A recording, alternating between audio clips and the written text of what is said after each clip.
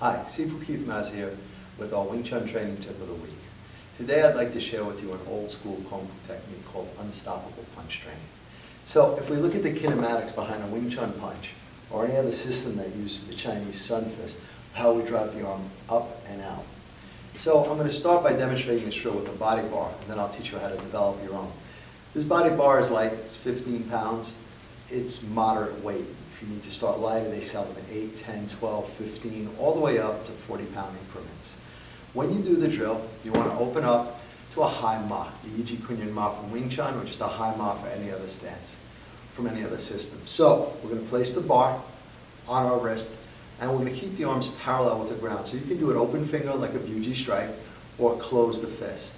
So we're going to drive them up to shoulder height as the bar rolls along the forearms. This also helps develop some of the bone density and toughen the arms for your punching and blocking capabilities.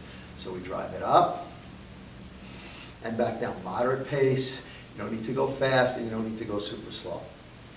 The goal in the repetitions here is 50 repetitions. So once you can get to 50 repetitions comfortably, this is when you want to add weight. You can go up in 1, 2, 3 pound increments. Just go nice and slow and steady. So again, we drive up and out. If 50 is going to be too hard for you, especially in the beginning, and that's the goal of the exercise, work your way up in 5 rep increments. Now, if your forearm starts to become tender from the rolling, apply the Dutch out. Just apply it to the top of the forearm.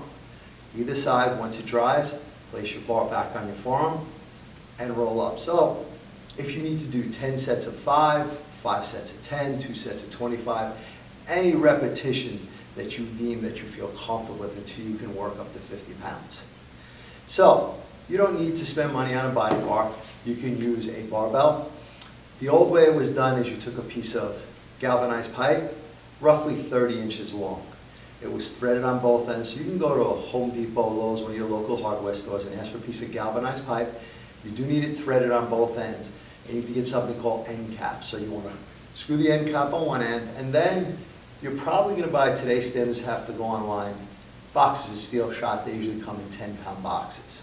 So pour the steel shot into the galvanized pipe, put the cap on the other side, and then as you roll, the Chinese will call this more of a live energy, because as you're rolling, the shot is rolling inside the pipe, developing a little bit of momentum.